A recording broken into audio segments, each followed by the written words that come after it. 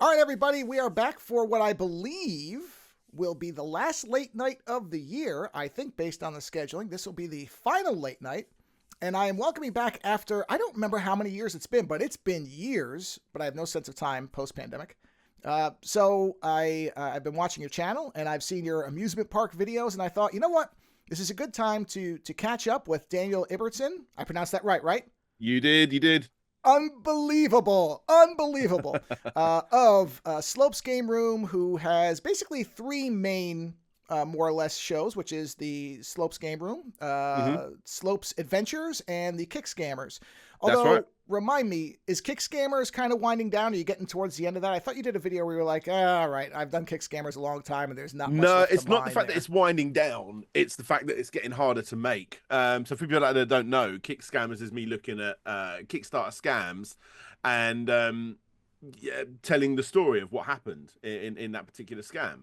Um, the issue I've got is there's so much content out there for me to make, which isn't a bad issue to have, but um, so like 90% of them, if not more, end the same way. They took the money and ran. And it's just like, how many times can I tell that story? So it's not coming to an end, but I am looking for the more interesting stories, the ones with the big twists and turns in the middle.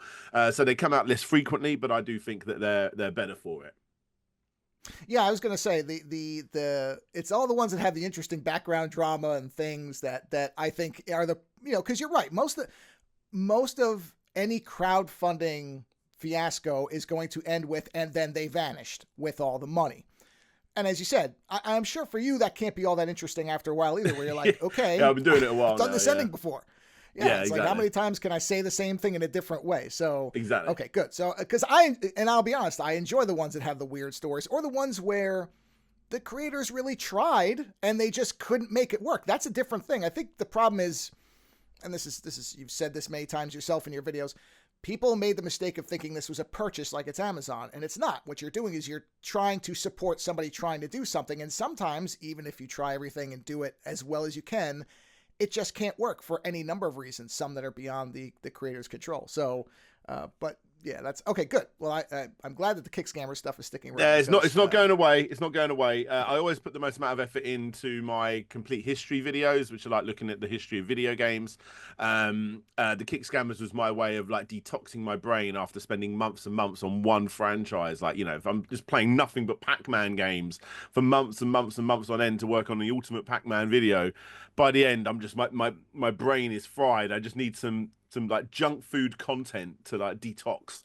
And yeah, Kick Scammers was always the fun way to get away from that and just cleanse before I go back into the next video game thing.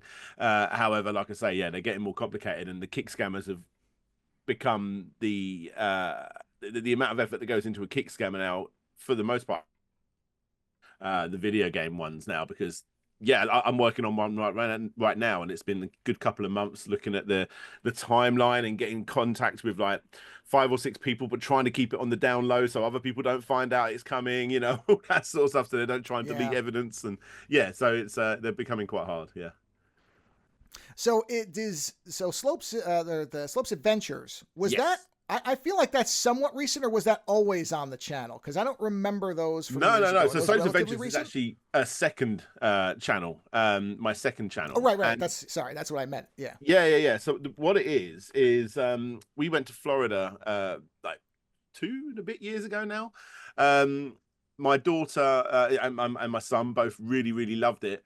But it's always that thing, like, back in the 90s when I was younger, you look through the pictures, like, oh God, I remember that ride, or I remember that thing, or whatever it may be.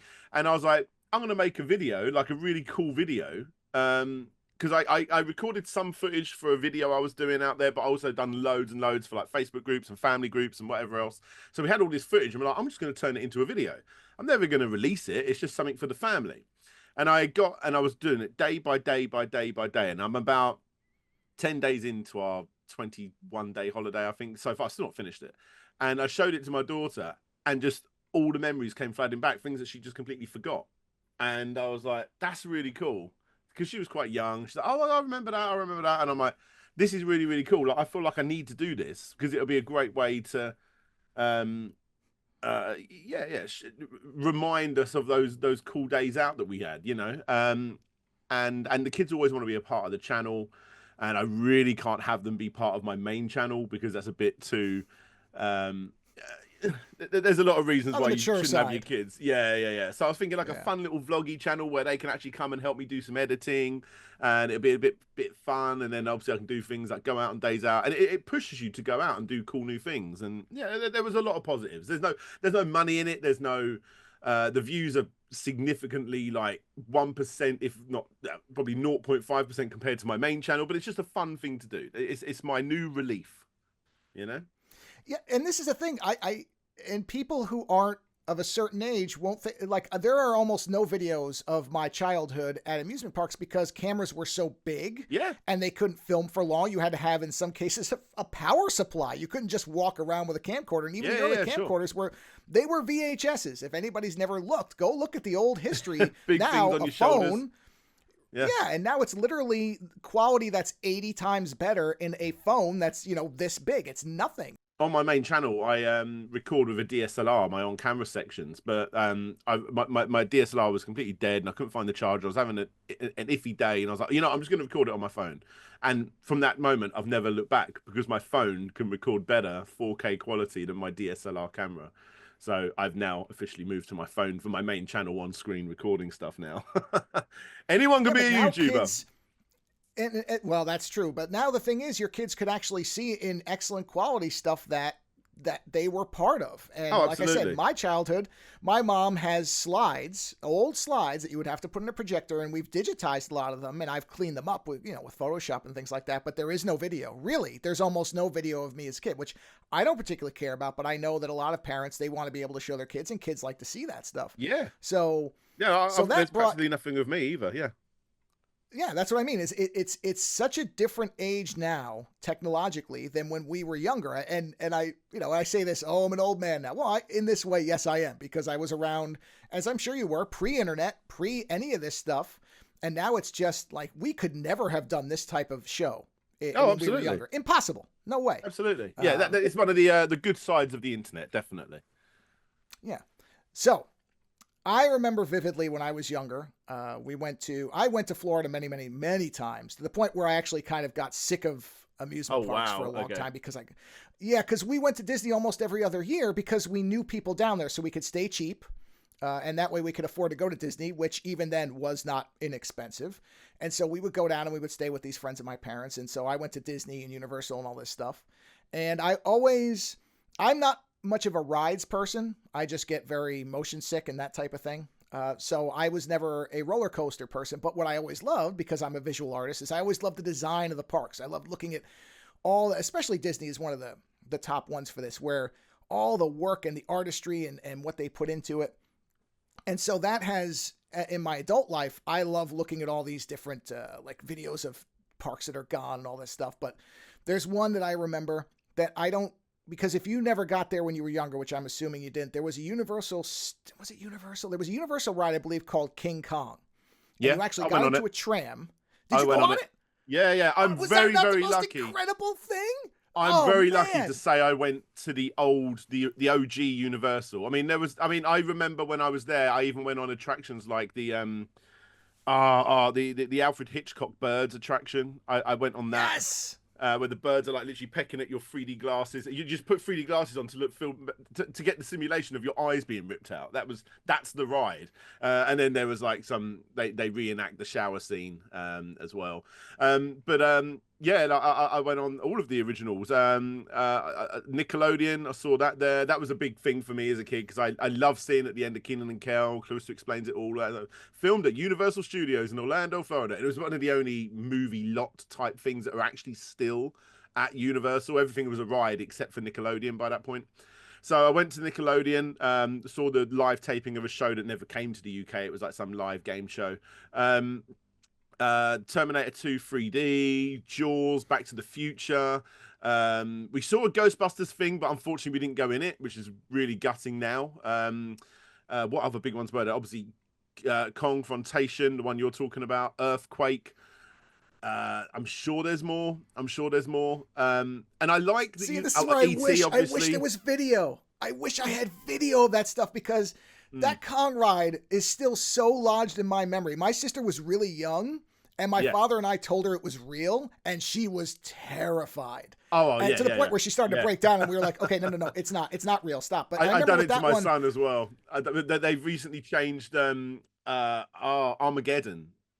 Armageddon, the ride or the live experience, whatever it was at Disneyland Paris. And I know that was an originally American show, but it was at Disneyland Paris. That's now a big Marvel area now, so that's gone. But when you go on that, you go up into space, and it's like a comet hits, and you see like out the window, and there's big flame shoots down the middle.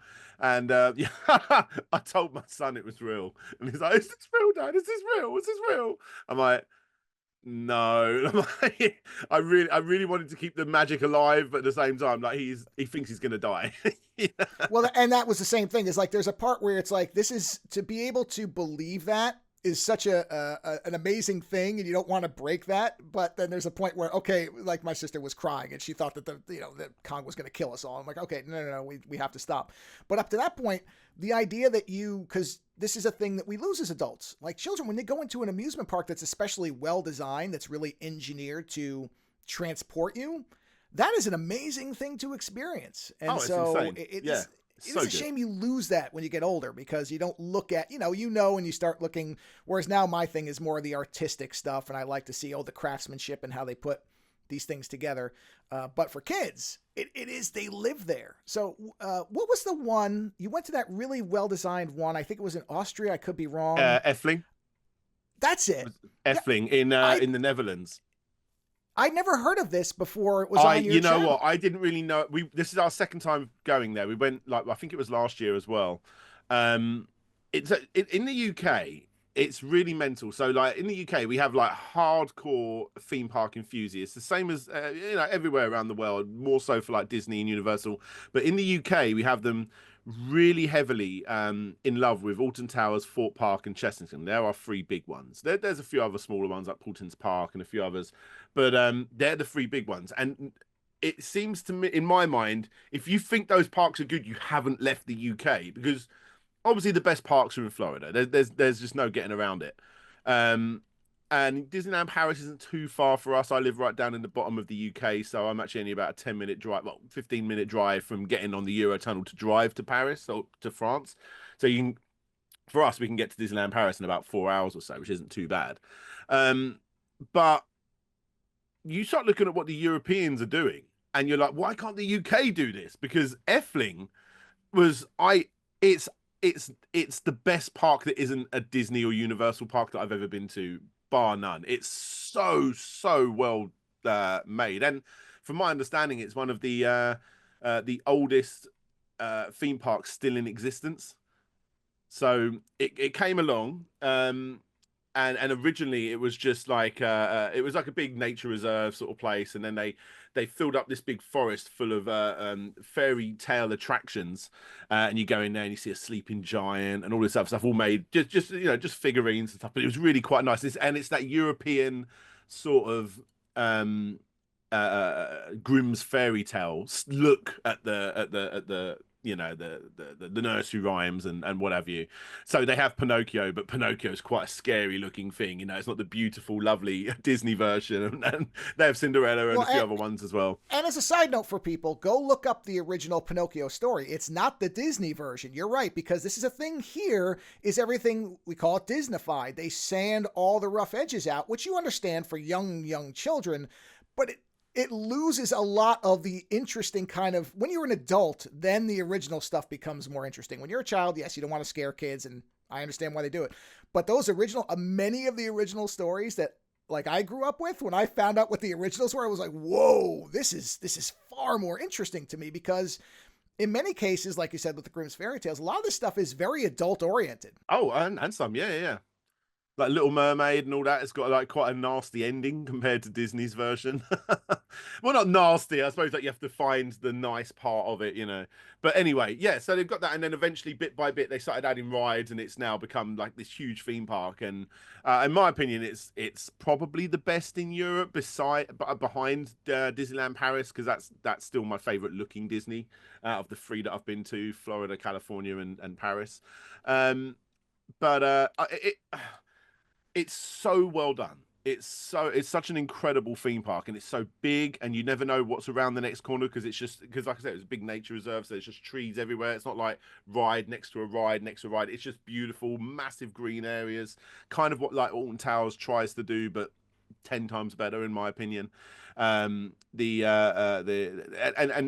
and like Disney and Universal, they actually have theming set throughout the whole land that coincides with the rides that are in those places. Excellent music as well. I think it was actually an ex Disney Imagineer that worked on a lot of the stuff that's not with us anymore. And yeah, it's next level. It's next level. Yeah, and I remember when, because like comparing it again to Disney, because that is, as you said, everybody is generally aware of what Disney is, but even Disney is so orchestrated and so set, like that park is mapped down to the inch where you know exactly where everything is. And don't get me wrong, that's great. It's made so that if somebody gets lost or something happens, they know exactly where everybody is. They're keeping an eye on everything, and I get that. But there is a lack of that kind of, well, what's around the next corner? Because you know what's around the next corner. Signs everywhere. Everything is very clearly kind of aiming you to where you're supposed to go. Whereas the idea of something like, is it Effling? Is that how you pronounce Effling. it? I don't know if it's Effling or Efteling. I think it's like depending on what part of Europe you're from, if you're an English speaker or not. The English speaking way of saying it, from my understanding, is Effling. Well, I'll stick with that because I'm an American and I don't know how to pronounce anything. So Effling.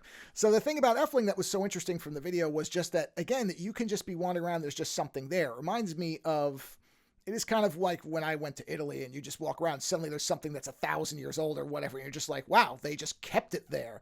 And that's something I think that a lot of American theme parks don't do. They're so built for purpose. Well, I mean, I don't mean this in any negative way. Like, you know, when I watch like, you know, home renovation type shows or whatever it may be, and you know, they're set in American ones, and they say, oh, this is a super old house, really old house. I mean, this house was built in the 50s, and I'm like, geez, like, you know, there aren't many houses in the UK that weren't built in the 50s. Like, you really don't have to go far to be able to find houses that are hundreds and hundreds and hundreds of years old. And that's the same for. You can see it by looking at the map of London and then the map of any major American city like Chicago, New York, or wherever, where everything's done in blocks. In America, that's because it's a very modern way of doing things. Where in London, it's just twist, twist, twist, twist every which way. There's no. It's madness, but from a top-down view. But it's part of the Europe, not just British, but European charm. And I love America to absolute bits. And if I had it my way, I would have actually lived there. I absolutely adore America, but like I do really like that old school dirty vibe of like Paris and London especially. Yeah, I love it. Yeah, it's we're a young country, and that's why. So everything is exactly very young. So nobody has the perspective of what actual age is. That's what I mean about, you know, the difference here is nothing gets preserved, really. Almost nothing here. It's very quick to just tear things down and build something new. There isn't the sense of history because there really isn't any history. Everything is pretty modern. I mean, outside of things like, you know, you've still got very cool history. I mean, but I say cool sure. in the words, you know, like it's cool to go look at the London dungeons and stuff in the UK, but it actually isn't a good thing, you know, that we were beheading people and whatever else. But it's like the wild west of America is like a cool thing, you know, like that's cool to look into the history of that sort of stuff. So, but yeah. And obviously Walt Disney himself thought that as well. He, you know, set a whole land on it, didn't he? Yeah, but even that is just gone. I mean, there is no real preservation except in little pockets of that stuff. Whereas again, in Europe, there is I think a better appreciation of history. And it isn't saying that one is, I'm not trying to compare. I don't want people to say in the comments, what are you not like America? It's not that. It's just that it's a much different mindset because the age of this country is so young. And so there weren't things to look at and say, wow, this has been here forever, let's preserve it. Outside of stuff like Statue of Liberty and certain buildings and like Golden Gate Bridge, like that stuff, short of some kind of natural disaster, is never going to go away. But outside of that, you don't just see the Colosseum. You don't just see, as you said, the tower and all this stuff that will, you know, you just want to keep it the way it is, including the grime. I agree. That's one thing everything gets modernized so quickly that there is very little sense of transition through time. And that's one of the things that I I like about amusement parks is they take you out of that a little bit. They try to, as you said, recreate the older times. And like, I miss the old Epcot, the Inside Spaceship Earth. I loved the like second rev of that, where everything was all miniatures and it was all physical. I have to watch videos back because I don't remember which. I'll know it when I see it, but I don't know which one I saw originally back in '95. I think I would have gone. It was probably the one I saw, which was probably the Walter Cronkite, I think, one. I think he was the voice, and it was where everything was physical. So you saw all the little miniatures and that center part moving around. If you remember, it was all physical. So there was very little. I mean, there was a speaker in the car you were in, the spaceship thing you were riding. But when you got to that big room, it was all like blacklit, and everything was just these little cars and flying ships and everything. But it was all. I reckon I would have gone on that one. I think so. Yeah, I remember really enjoying Epcot, and I tell everyone every time I tell people when they go to America, like, which Disney should I go to? I'm like, well, obviously all of them. And Epcot is always the one people are like. Do I need to bother with Epcot? I'm like, you will love Epcot. Like, you don't realize how good Epcot is until you're there. Like, it's different now, definitely, but I love Epcot. I think Epcot's awesome. I agree. I'm the same way, man. I tell everybody my favorite thing was always Epcot. I mean, Disney's great, but Epcot to me, I remember more of it, and I think it's because it felt different. There was something that was maybe, you know what, Epcot, maybe it was. I think maybe Epcot was their attempt to kind of bridge the younger stuff to older stuff without completely going too far where kids would be utterly bored, because I certainly never was. I mean, maybe I wasn't a normal kid, but Epcot felt like they were trying to kind of move things a little bit. Not to mention that ball is awesome. Like, whatever, man. Oh, that it is thing awesome. is so It is beautiful. wicked. And they never used to have the little LED lights in between the triangles, did they? Right. So that's a nice addition. I like that. I do like that. Yeah, they did more with lasers, I remember, when I was younger. So they didn't have the LEDs, but they were doing a lot of laser work. Laser was kind of, I think Disney jumped on the laser stuff really early, because I remember all the laser they're shows. very good really at that. impressive. Like, they smash fireworks shows. They absolutely they did. They're seen to the stopping that now for more for drones. But again, drones look awesome. The drone shows, and from my understanding, it's Paris that were leading the way with the drone shows, and they're coming over more and more to other Disney parks. The drone show I saw at Paris was absolutely outstanding. He'll be so for people out there listening that can work out when it was I went twice, but one of the times I went was when they turned the big Cinderella castle into a cake. So one of the times we went, I wasn't there, but I remember them making a big deal about it, but I didn't actually see it. Yeah, but, I know there was a lot of upset about that. I will say about that too, about Disney, is they do events really well. They're kind of big celebration things. I don't know that anybody else quite does them the way that they do them. No, they don't. I love Universal, but Disney are the absolute kings. They can't be touched.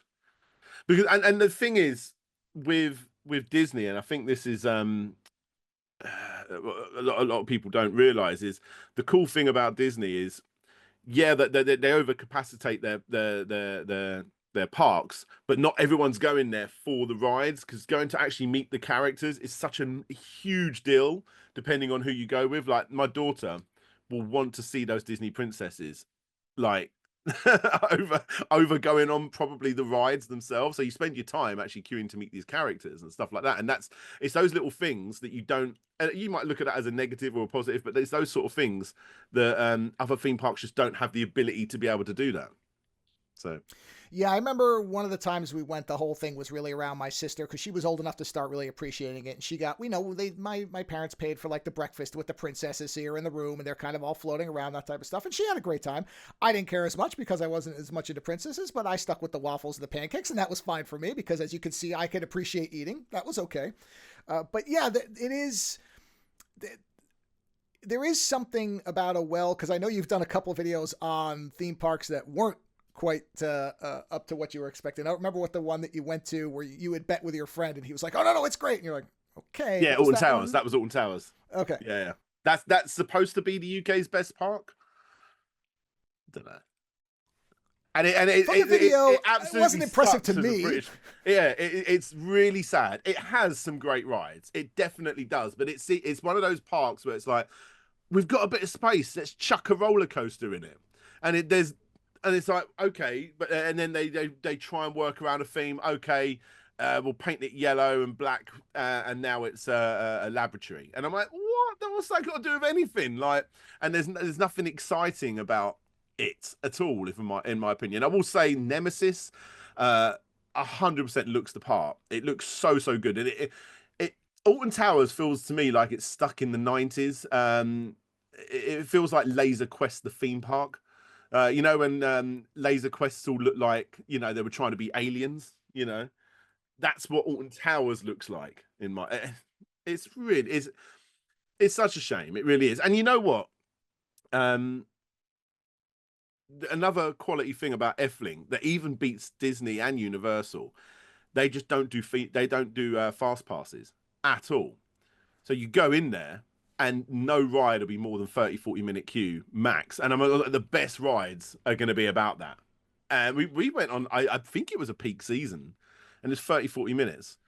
And I'm like, you just won't get that anywhere else because everyone will just go mental, just paying through the teeth to get on these rides. And it's not just Disney, obviously all the UK Merlin parks do it as well. Little things like that. And I'm like, I don't know how long it'll last because there's a lot of money in fast passes for theme parks, but that's a quality point for Eflin that others Yeah, don't do. unfortunately, it probably will end up being like everybody else because, like you said, the money's there It's and just too good, people. the money. Yeah.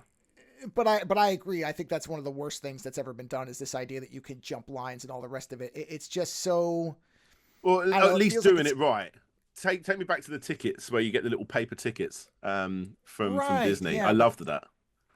yeah, but it also feels like it's going backwards on the idea of these parks where you wander around, you experience it. If you're, I don't know. There's something about the fast pass thing has always bothered me. Good theme Compared to what I parks, remember. and Disney are again the best at this. Make the queues memorable. Like I remember going into Alien Encounter and seeing all of the Oh little yeah. yeah, that we actually see like that. Are we gonna do a little test now? And they put this beautiful little Furby looking thing in one tube, and it comes. It's like, right, let's go in and let's go check it out now. And that was all just you queuing up. Obviously, you know, Twilight Zone Tower of Terror that tells you the story in the rooms before you go onto the ride. The new Snow White Runaway Mine Train one. There's little things in there where you can spin all the diamonds, and it makes patterns on the ceiling and stuff. And they do really good jobs of and without a doubt the best is Star Wars Star Galaxy, Tours. Yeah, not Star that's Tours. right. What's the one where what's the name of it, the new Star Wars ride, the one Oh, the that's Galaxy's Edge. Is that what it's called? it's in Galaxy's Edge. I can't think what it's called, but yeah, that is the best queue I've ever been on in my life, like to the point where I would happily queue for that ride even if I had a fast pass, like because the queue was just so good. Where Well, you're you right. get going on a That is a ship better and you way to lift do out it. of the park. Yeah, it's so good. It's so Yeah. good, and I don't think anyone else does it like that at all. Well, because even like the Kong ride, I remember that it was like the subway tie, and you were going through it, Yeah, and it felt like you were trying to escape. Even though that one, I don't remember there being a ton of really active stuff, but it was this idea that you were trying to get out, and so just the idea of waiting to get on the tram was really well done. It was, I remember on and Confrontation, the one you're talking about, they changed the movie posters in the subway to make it more like modern. And I remember one of them was like "Liar Liar" by Jim Carrey because they just kept it up to date and made it feel like you're actually yeah, on the in the subway, the underground sort of thing. Yeah, that's good, really yeah, good.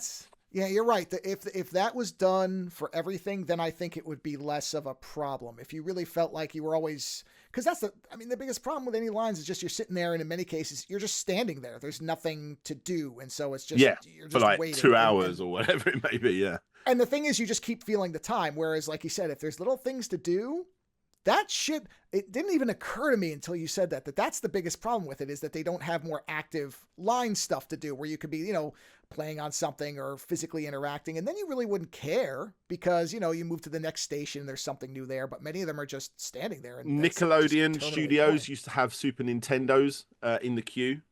And you play two-player Mario Kart. They have on there on Super Nintendos. Back in Effling, there's a ride, Mitts and Mortis, I think it was called. It's basically a dueling roller coaster, but a more family-friendly one where you race the other one. And in the queue, there's just all these fake instruments all over the place, but they're all like jokey ones, so like whoopee cushions, and you sit on them and it makes like fart noises. And the kids are having the best time. It's like a playground. for the kids, but you're queuing. It's yeah. It needs to be a necessity. It really does. It really, really does. Transformers have the story of like what's going on and why they need your help. You know, when you're getting on the ride. I'm pretty sure Spider-Man was the same as well in Universal or Islands of Adventure. So yeah. It's a shame when more rides don't do it. And the UK just don't have any. I can't think of one ride that has a queue that has any kind of interaction at all. So is the experience different for you now as a parent? Is it as much seeing your kids enjoying it as you enjoying it? Does it change? Yeah. Yeah, for sure. Like, oh, absolutely. When my kids don't know what the ride is, it's so exciting for me. I never forget kneeling down and like being right next to my son's head, who would have been, how old would he be? He would have been at 7 then, which is probably a bit nasty looking back. And I'm like, right, so what's happening here, mate? What's happening is, yeah, so look, they're going in the elevator, and look, now the lightning has struck the elevator, and oh, look, they've opened the door and they're all dead, and they're not there anymore. And we're going to go in the elevator now. Oh, so that would be the Twilight Zone one. 100%. Yeah. Oh, that was the. They because I'm terrible with heights, and like I said, that one it's really hard to get me to go on it. The one and only one I've ever gone on. I said I'm never doing this again, but I'm glad I got to it before they changed it, because I'm a big Twilight Zone fan. So when they did that whole thing, like all of the experience of it was worth it, even for the terror and then they stop. If you've never been on this one, this is one of those where they open the doors and you can see everything, so you see how high you are, and then they drop and they stop it. And then they drag you back up and drop you again, which was actually the worst part for me, because I was like, all right, let's get this over with. And they're like, no, we're going back up. And I'm just like, oh, come on, just get this done with.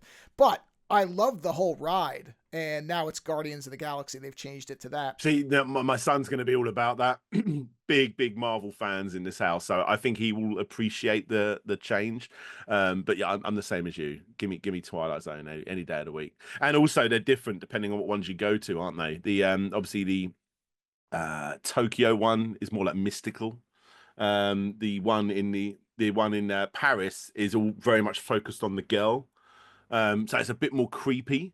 Like when it stops and instantly the carriage goes back away from the door. In Guardians of the Galaxy, you see Rocket break the lead, but in the Paris one, it's still Twilight Zone, and you see the little girl like, you shouldn't have gone that way, and it just goes back, and I'm like, oh, so good. Goosebumps right now thinking of it. And like you said, I'm not thinking about the fact that it's just a good roller coaster, like thrill attraction. It's the whole experience. And that's what makes it that changes. That's what changes something from being a good roller coaster or a good ride, whatever it may be, to a legendary ride. And I think, and that's a good example of, you go into a room and it's like a whole lead up to it is getting you ramped up for what's going to go on. So you go into that room and they're telling the story and all that stuff. And they had like the Rod Serling thing. And that is the difference between just a ride, which, there are plenty of those. And the idea that it's like a storytelling, that the narrative, the storytelling, that's really what sets the good theme parks. Oh, 100%. And it doesn't have to be that they, like a Twilight Zone one, it can be like Effling, where it's just the environment and you just understand that you're in this different world. And it is the idea of you're just discovering things. I like that concept too. The idea that you just kind of stumble on things.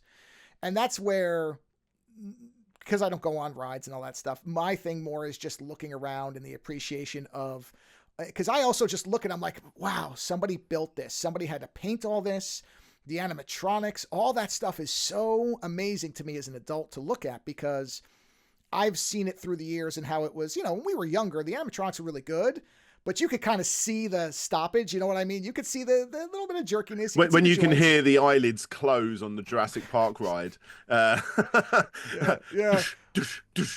It takes it out a little bit, or in the Alien ride where you could hear like the when they were shooting the stuff and you hear the psst sound and all that stuff. It's okay. See, that's something that Disney and Universal and stuff like that have mastered for the longest time. So they have like the 3D shows. Obviously, Captain EO back in the day, and Honey, I Shrunk the Audience, Captain and all that. EO was amazing. That thing they was brought unbelievable. They brought that back after he died, and I had no idea, in Paris, and I had no idea they were going to do it. I'm a huge Michael Jackson fan. I saw him live when I was younger, and I went in there and they just had this big poster for Captain EO. I was like, no way! I was just so happy because before that they had Honey, I Shrunk the Audience for the longest time, almost too long actually.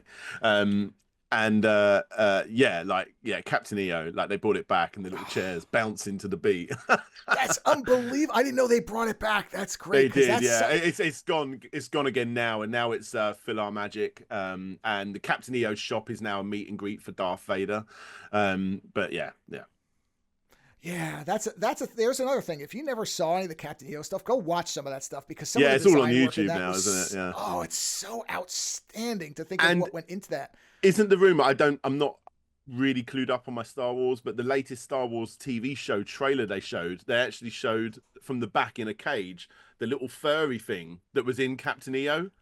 So they think I think it is the same one. So they think now Michael Jackson is technically canon in the Star Wars universe. Well, listen, maybe all they have to do is put a couple references. I mean, why not? It's that made me happy. See, stuff like that, I eat that stuff up. I like that when there's just I don't like when they go overboard with the let's cross universe, but when there's little things that kind of reference the here or there, I think that's great. I think that's always nice to keep that stuff in them because, like I said, there are probably a lot of people who don't even know what Captain EO is because if you didn't see it, and of course Michael Jackson's long gone, so it's not in the public mindset. But anytime you talk to somebody who saw it, they light up because it was such a wild thing. And I think Michael Jackson was the first ever concert my parents took me to when I was very young, and it was a whole stage show. He was like killing monsters on the stage and all this stuff. And I was remember it Dangerous World Tour? I think it would have had to have been, because I mean I was very young, but I remember that it was a whole stage performance and it was really, really wild. And it was kind of one of these things where, again, now that there's no MTV anymore the way it used to be, there's a lot of things are just different because, times change. But there used to be much more theatricality to music and music videos. And there would be all these, like to the degree of movie productions. And that's all kind of gone. You don't really have that anymore. Some bands make videos, but it's not like when you had to. I don't want to turn this into the old man show. It's moved over to YouTube now, isn't it? Which I mean, technically, I suppose if you put numbers to numbers, they probably get more views now than they did during the MTV days. But yeah, I do miss the days of MTV for sure. Absolutely.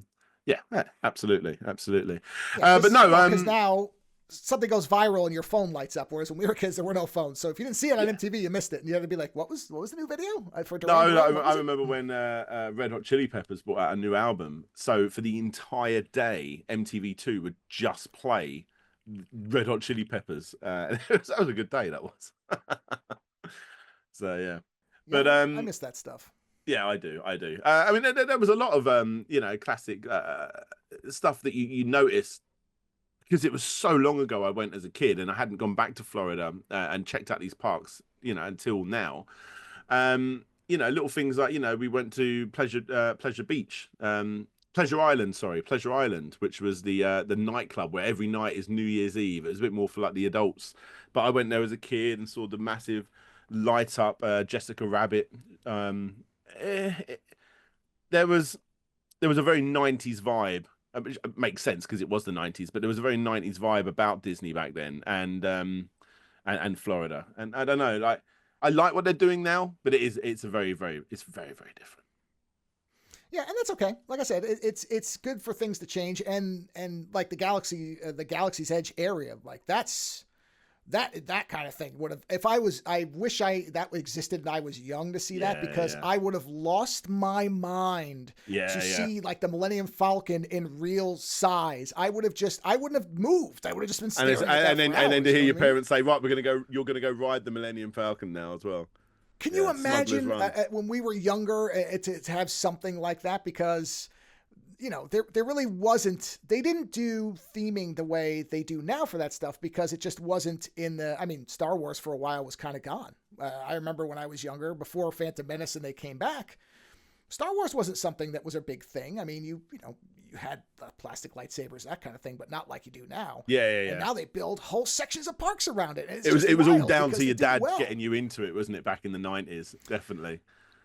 Well, yeah, because and this has its plus and minuses. There's this idea now that everything is an IP, so everything becomes okay. We have to make multiple things out of it. It isn't just a show or a movie. It has to be a video game tied into a comic book, tied into this, tied into that, and that can go wrong a lot of times. But also, it all results in something like Galaxy's Edge, where you can walk into Star Wars, which is just again incredible. It is absolutely incredible, and the way you're talking about how excited you are with it, it's so good because there's a lot of people out there that were, you know, like it's the ladies of the family, the mums and the daughters, that when they go to Disney and they see that castle and they see the princesses and it's just all so magical and they get teary eyed, and you know the dad's there with them, blah blah blah. But when the dad sees Galaxy's Edge, it's time to flip the card because it's the dad that just like loses his mind and almost gets teary eyed because wow, it's here, it's right here, and it's done so well. I think it's they did the Marvel's the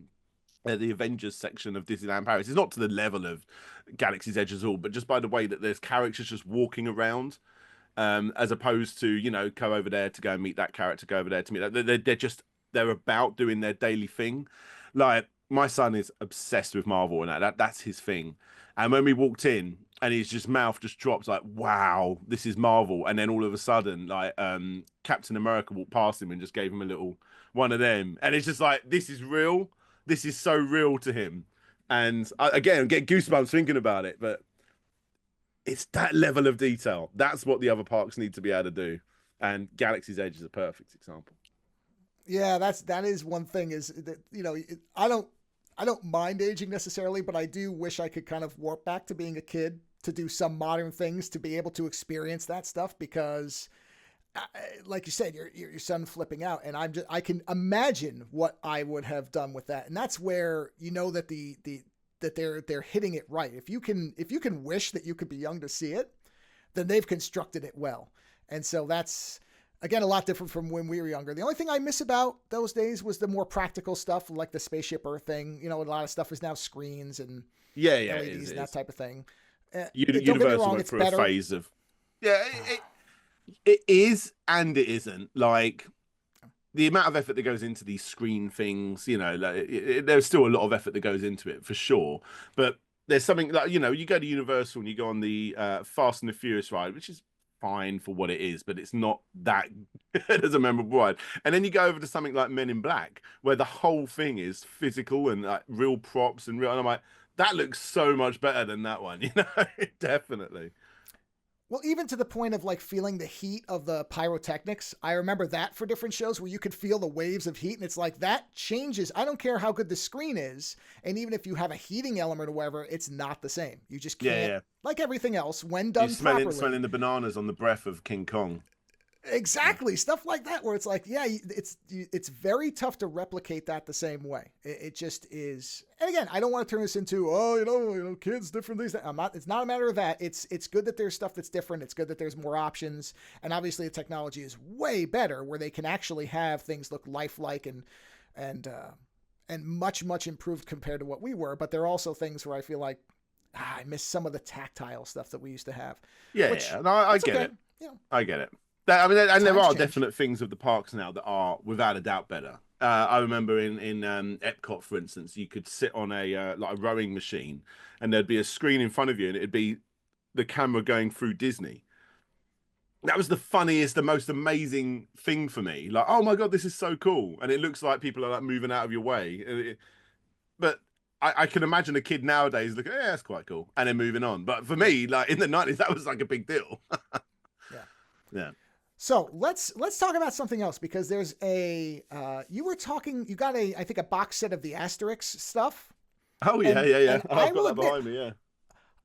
This is something that's complete. I know a little bit about Asterix, but I know it's a big European thing because I also know like Audie Sorley over on Digital Foundry loves Asterix, and I've seen the designs of it. But okay, so explain for people like me who don't know the background and the history of Asterix, because I love the look of the characters. I just don't know much about them.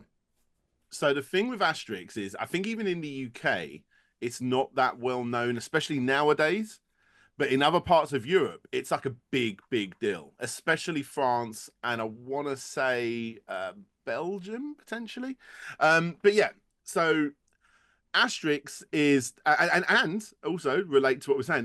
There's a huge Asterix theme park, actually closer to me than Disney. Like it's really big and it's very, very good, brilliantly themed. So the idea of Asterix and Obelix, the two main characters.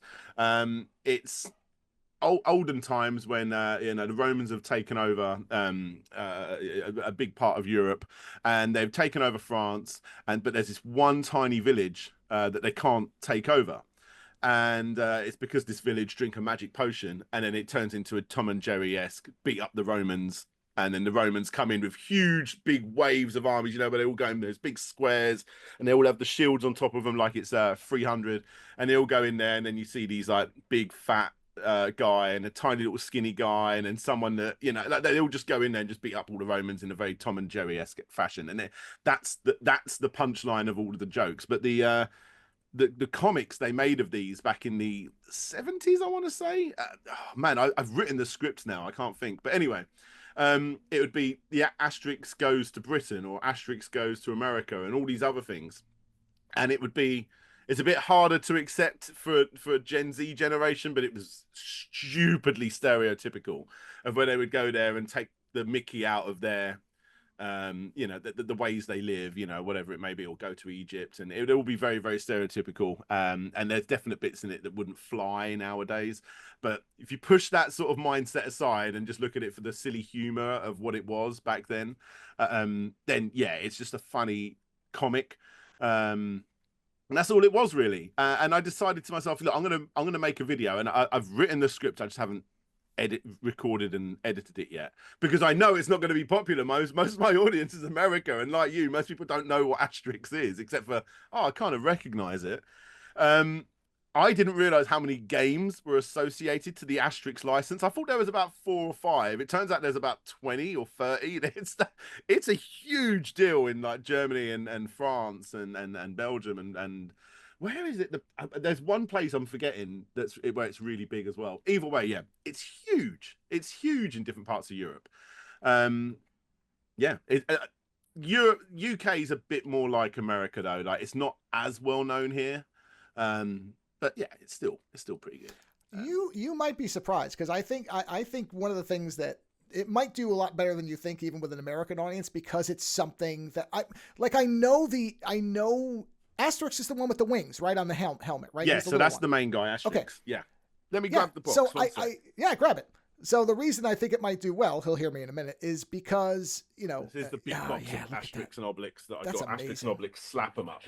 And if we're talking about games, because you did a video unboxing that and showing it, I remember, because I was like, wow, this is did you just do a stream? Maybe it was on a stream. I think it was on a stream. I think it was on a stream. Okay, that's what it was. Yeah, that's right. In the back in the there's no pictures. There's no pictures in this one either, actually. Here we go. Here's the picture of them. So you've got Asterix there. That's Asterix. Yeah. He's like the main character of the group, and then you got Obelix is like slowly dim-witted, very lovable fat friend who fell into the cauldron as a baby, and it's had a lasting effect on him, so he never needs to drink it. But because he's a bit fat and he always wants to eat, he always gets upset when everyone else gets to drink the potion and he doesn't. That's like his little running gag. Yeah, there's like a certain art style, the same way you can see when what generation of Disney cartoon or Looney Tunes or whatever it may be, where that come from. Like Garfield, that sort of that art style that was done by the original artist, and everyone else now has to replicate. There's a style of Asterix and Obelix that's everyone else now that has to make these comics now that the creators have died, the original two, the duo. They have to try and replicate that original style, and it's really, really good. But there's so many games. There's something like 10 animated movies as well. Beautifully animated movies as well, and there's like they've made like, I want to say 3 live action movies as well. There's like a huge franchise, and that one of the games in particular. So one of the movies was about them doing their own. Julius Caesar always makes them do stupid challenges to try and leave them, and if they win, he'll leave them alone or give them their land back or whatever it may be. And one of the comics was very much about He wanted to do the Roman Olympic Games, and he would set up his best men, and he would versus like the Asterix crew's best men, the Gauls' best men, and they made a movie, a live action movie about that after they made the comic, the graphic novel, and then they made a video game. And what was crazy about the video game is it's one of the first pieces of media that I can remember. This is from the Wii. It was so. I know there was Turtles movies where they linked all of the different universes together, but that they linked the video game with the movie with the comic, and they were all in the same game. So they would open a door and it's the movie, and then the comic book would come in, and they'd have to cut a person out. And now it was so strange. It's a huge franchise. It really is. I've had to That learn all sounds this for the really video. interesting, though. Yeah, No, I'm looking insane. forward to because that sounds like a great concept for a game is to do something Yeah, that feels very modern. yeah. Interesting. And everyone talks about like the some of the best 2D beat 'em ups of all time are like the Simpsons, and the Turtles. The same company, Konami, the same team that made those games, also made an Asterix 2D beat 'em up game. And in different parts of Europe, you're more likely to see that Asterix arcade cabinet than you would the Simpsons arcade cabinet or something like that. And it's a huge staple. Really, really good game as well.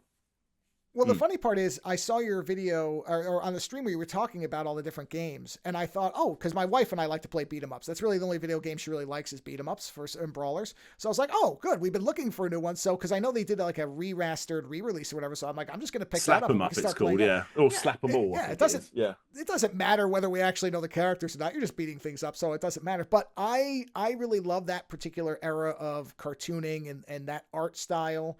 I like when there is a kind of identity to the characters, and that they preserve it, because like you said, Garfield looks like Garfield, Calvin and Hobbes has to look like Calvin and Hobbes. Like, you can't alter that stuff, whereas a lot of things, different artist changes it and most people don't care. But there's certain properties where it's like, no, some of the reason this works is because of the art style. Like, they have to look like this. You can't suddenly change radically how these function or people won't accept it. I don't think that's always a good thing, but I think in some cases it's preserving some of the identity and the flavor of what was originally there. So the Asterix stuff, even though I don't know it that well, I have to get around to actually reading the comics, because I do like the art style and I like the design of the characters. Like, they're kind of a classic comedy duo. They're set up, little big. It's like the classic thing, man. It works. That's why you stick with it, Laurel and Hardy, and yeah. Right. Or Ren and Stimpy. The first thing Yeah. I thought was, oh, okay, this is probably a version of Ren and Stimpy from before. Is this idea of, you have the little guy and the big guy, and the big guy's kind of a buffoon, or has some kind of weird trait that they usually tie to his physical appearance.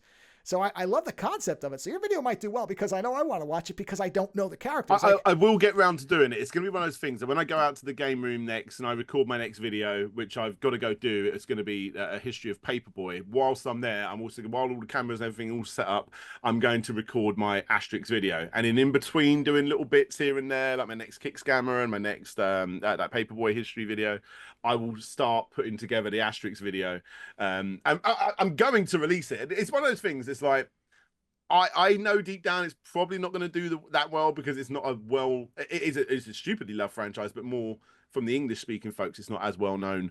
But I don't care. I grew up on Asterix. The 12 Tasks of Asterix was my introduction to the IP, which is the fifth or sixth animated movie, and I think it was the only one that was actually where they had one of the original creators, or maybe even both the original creators, at the helm to help make it, and it's its own thing. It's not a copy of one of the comics.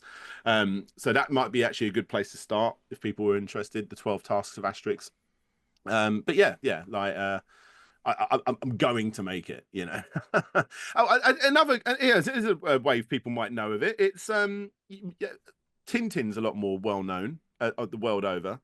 So Tintin was originally a weekly magazine, kind of like the Beano. I don't know what you would have over in America that would be the equivalent of Beano, like Whizzer maybe, or I'm not sure. But yeah, Asterix was actually one of the comic strips inside the Tintin comic, and that's how it got its start. And were those comics in newspapers, or those were comics? They were like comics like that you would go strips? to the shop. Did you ever have anything that was like a comic? Like we had the Beano, we had the Dandy, and a few others, where it'd be like they have your main character, which was for us Dennis the Menace, as in the British Dennis the Menace, not the American Dennis the Menace. Right.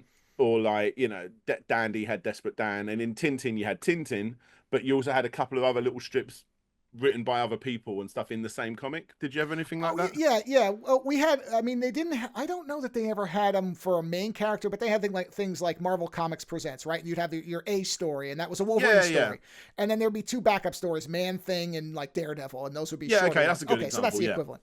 Yeah, Yeah. yeah. So yeah, they're more like comedic than Marvel, but yeah, yeah, for sure. Well, Marvel had, if you've never read them, because I don't know if they had these everywhere, because I know comics were different in different places, but Marvel ran two things. It was What the, which I don't know if you ever read those, but if not, go find them. It's literally What the question mark exclamation point, and those were comic versions of all the Marvel characters. So like the X-Men would be spelled ECCHS dash men because X-Men. That's how you would see the pronunciation. And they had like the guy, the main Oh wow, these are really good. Oh, they got their top flight artists to work on them. That's the thing. They didn't treat these as second runs. They treated these as like legitimate comics, but they're all parodies. So, like there's one where Daredevil's swinging around and because he's blind, he's got his radar sense, but it's actually like a guy on his shoulder and he's like a GPS and he's like, turn right. And he's like, no, you're other right. And he smashes into a building, stuff like that. And there was a main character with a guy with a pot on his head who was called like a Forbushman or something like that. And he was kind of the mascot of it. So there was What the, and then there was another one, which I can't remember, but they did these. But again, the thing that made them distinctive is they got really good artists to do them. So they didn't treat them, they didn't just have the fill-in guy do a couple of panels in the back. And it's all these parodies of all different villains and heroes and these really exaggerated styles. They're really, really wild. They're great. I got quite into the Mask comics, like the original Mask, as in before Jim Carrey had it. Yes. And they look like the same sort of art style as that. Yeah, and I think that's what they were going for, is this was supposed to be okay. Because again, this was at a period where comics were not like they are now, so they were doing different things to try different things out. They were more experimental. And so those, if you never read What the classic run, I think they revived it for a while. I don't know if it's as good as the original, but What the's really good. I can't believe I've not heard of this before. I need to check it out. I'm really quite excited about it. Because it wasn't, I don't think it really was ever that popular. Because again, this was for people who, again, are younger. Comics were not always popular. There was not the big Marvel, big DC like it is now, where it's everywhere. There were times where you didn't tell people you read comics because that made you a hardcore like loser. So, Dungeons and Dragons. So this was, exactly. And so in that period, they were doing these little things to try to figure out if there was a way to get comics to be popular. It never really worked. But yeah, so there's all these weird comics from really kind of the late 80s, early 90s where they were trying different things, Marvel and DC both, and they would do these strange one-offs. Like the original Marvel Comics Presents, there's a run of that where Wolverine is there and Man-Thing is the backup story, and those Man-Thing stories are pure horror excellence, and nobody remembers them because they were secondary to like Wolverine. Man-Thing, and I don't think they've ever done it right. Didn't they bring Man-Thing in for the black and white movie recently? Yes, and that's the only good version they've done so far. It wasn't really the horror version, but it was still better than anything we ever got when we were younger. Yeah, Werewolf by Night, and that was a great short. I love that black and white short. I liked that, and now they've released it in color, so I'm actually going to go back and watch it again in color, just because hey, why not? But we're big on the Marvel at the moment. Like my son, who's 9, desperately in love with Deadpool because it's just advertised everywhere, but you can't watch Deadpool really. And then what I ended up doing is I spent a day editing the original Marvel Deadpool, cutting out 90% of the swears, and obviously removing any kind of sexual reference or drug reference, because at 9 years old he doesn't even know what that stuff is, because it's just gonna, might as well just not have it in there at all. Cut the film down by like 20 minutes, like slightly censored the main fight scene in the middle of the fire and stuff, ever so slightly, and the things I go, the lengths I go to so that my son can watch Deadpool was ridiculous. No, that's great. He did a PG-13 version of Deadpool 2. So, have you watched the X-Men '97 revival that they did? No, I'm still trying to get him into X-Men. He's not quite into it. I remember watching it a bit. I liked it as a kid. I didn't mind it, but it was very much I watched it when it was on. Like I was really into Batman the animated series. I watched that a lot. The top. Like. But I think that's also the reason why I dislike Pokemon, because in the morning over here in the UK, we had a Saturday morning like breakfast show where they would play that Batman animated series, and then one day it stops and it become the Pokemon show. And I'm like, what the hell is this? Give me back my Yeah, Batman. that's not a good shift. Actually, Yeah. you know what? That's funny. You reminded me. One of my favorite cartoons, which I believe is a UK cartoon, was Danger Mouse. I Oh, loved Danger Danger Mouse was Mouse. awesome. That was Yeah, I yeah. remember that theme song is in my head. Penfold is great, Danger like that. Mouse. Do-do-do-do-do. Yeah. Yeah. Oh man, that cartoon was my whole childhood because that was always on because my parents both worked, so I stayed with my grandmother a lot, and so she would put on cartoons. And I remember it was that and Banana Man. Banana Man I wasn't so hot on. That was okay. Yeah, But yeah, Danger yeah. Mouse. He was actually one of the characters. I don't know which way what one he started in, but he was one of the comic strips in the Dandy like comics that you would buy. Oh, really? Oh, Yeah, okay, yeah, okay. yeah. So that is Danger Mouse also based, or is that No, I original don't to think the so. cartoon? I don't know the history of Okay. Danger Mouse. I definitely watched it, like stuff like that, and Count Duckula and stuff like that. And Oh, sure. Danger Mouse was actually voiced, if I'm not mistaken, by oh my god, can I not remember his name? The lead guy from Only Fools and Horses, which is a UK staple show. Why can I not think of his name? David, is it? Yeah, David Jason. He's the voice of the main character in Danger Mouse, and David Jason is also most well known as being Del Boy in the TV show Only Fools and Horses, which is uh, probably the most popular UK TV show of all time. Maybe I can't think of anything Really? that would have beaten it. Yeah, yeah, Oh, interesting. yeah. I mean, it's long gone now. It stopped airing in like early Well, that's 2000s interesting with that a they few got see specials. because I've never heard of it, so the voice to me is just I would know him as Danger Mouse, but that's Yeah, yeah. interesting that they got somebody so well known to then do Danger Mouse, which like I said, I love Danger Mouse. I thought that was such a great Yeah, kind of it was a riff good on show, James definitely. Bond. Actually, I think he was the voice of the Mr. Toad in Toad and uh, Mr. Mr. Toad's Yeah. Wild Ride. No, no, not the American like Disney one, but like Wind in the Willows, like the proper little stop motion Wind in the Willows. He was the voice of Mr. Toad. Yeah, yeah, okay. Oh, interesting. Yeah, I Yeah, never pieced that together. I wonder it probably is. But yeah, yeah, stuff yeah. like that. Yeah, Danger Mouse was great. Where was like, oh yeah, so the new X-Men I've heard a is lot of good if you things. like the it is. It's very very close to the original. Kind of stunning that they didn't feel the need to go into like making CG out of it. They really stuck with the art style.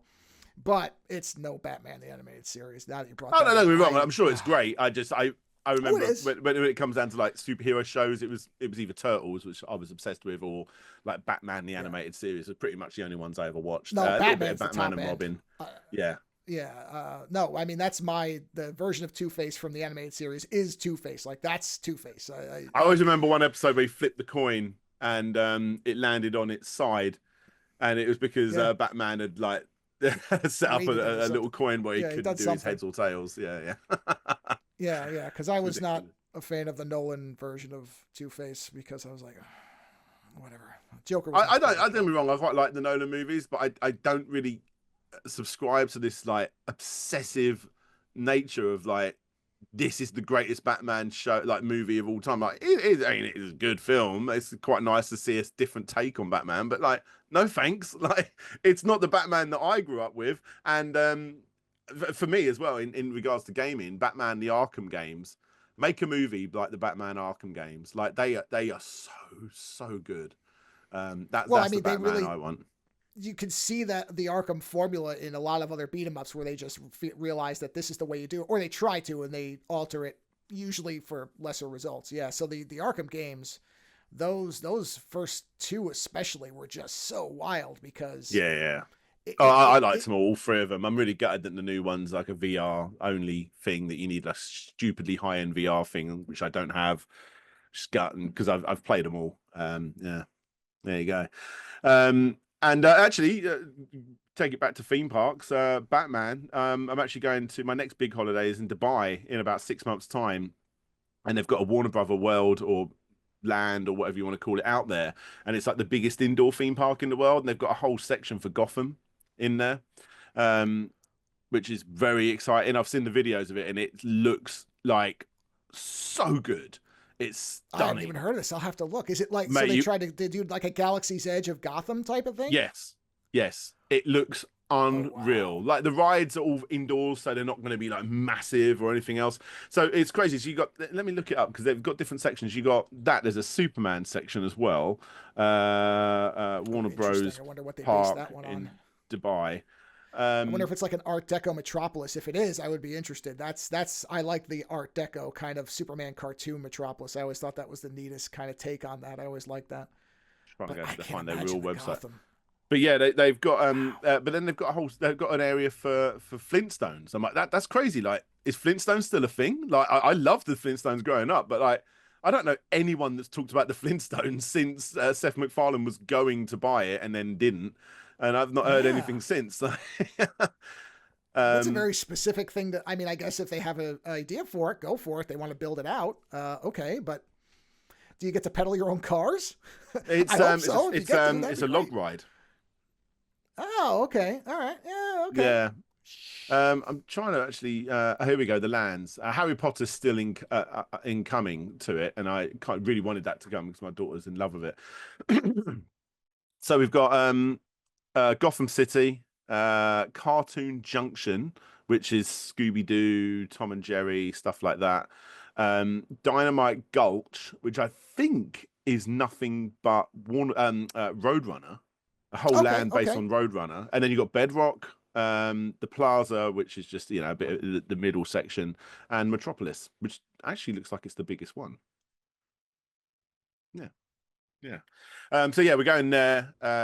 Really excited to go there. It's like I said, it's all indoors, so the whole ceiling, it all like it's different in depending on what world you're in. So it's all like night and twinkly and a bit like gassy and horrible for Gotham City, and it's a bit more bright and colourful when you're in like the Wile E. Coyote section.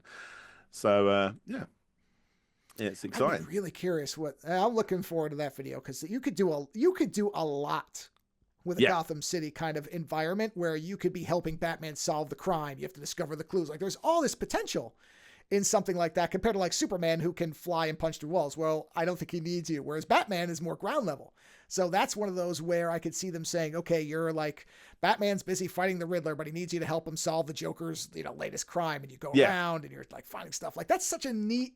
So I know there's a Joker like a haunted house, like madhouse sort of thing that you got to get through. There's a Joker one of those, but it's depending on one thing I don't like about it is from what I've heard, depending on how busy it is, they cut it in half so you get to a certain point and get out.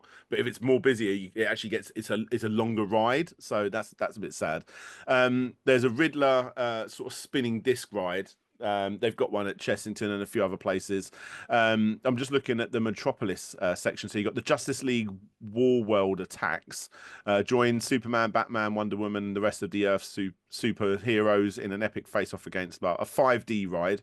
Green Lantern Galactic Odyssey. I've never been into Green Lantern too much personally, but I love Green Lantern, oh, you but do, yeah. only the specific versions of them. I don't like some of them at all. Yeah.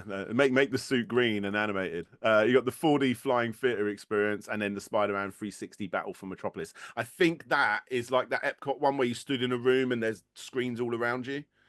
Do you remember that? I think that's the Superman 360 thing, but I think the floor might move or something. Um, so yeah, I mean, I'm very excited about Warner Brothers World. And the only thing is, it's right next door to Ferrari Land, and there's one of those in Spain which wasn't open when we last went to Spain, and it's got the fastest roller coaster in the world. I'll send you a link to someone that went on it recently, and your face is just like you have to wear glasses when you go on it because it's just so fast, and it just like your face. I'd love to go on it, but I would only be going there for me. Like the kids are too young to go on it, and my wife Yeah. wouldn't. So I'm like, yeah, I couldn't go on that ride. I'd be vomiting at high speed very, very quickly. Nobody'd want to be on that ride with me. But I mean, it sounds wild. It yeah. makes complete sense for the Ferrari brand to say we have the fastest roller coaster. Like, okay, yeah, I get it. That makes sense. But So the you got Warner Brothers stuff sounds Scarecrow wild. Scare Ride in Gotham, the Okay. Batman Night Flight. I don't know what that is. Riddler's Revolution, the Joker's Funhouse. So yeah, it's a cool selection. See, and you can imagine, right? If it was back in like when we were young, imagine the Kong thing, Oh but it was yeah. the Scarecrow from the Arkham games with these giant needle fingers, and you're on a Well, thing. it's and it's they're a gassing you. spinny arm ride that makes you it goes around in a circle and flips you upside down and stuff. So yeah, it's the same sort of Okay. thing. Okay. Yeah. Yeah. But yeah, that's a great idea for a theme. Yeah, just a pure Warner Brothers. They got so much stuff. They could do Yeah. something like that. And I've always grown up with Looney Tunes, loved Looney Tunes, but I've never been to a theme park that has any kind of Looney Tunes attachment. I know that's more of a what's the American theme park that has the Looney Tunes attached to it? Oh, Toontown. Toontown? No. Is it Toontown? Well, No, Toontown no, is the you. Disney one.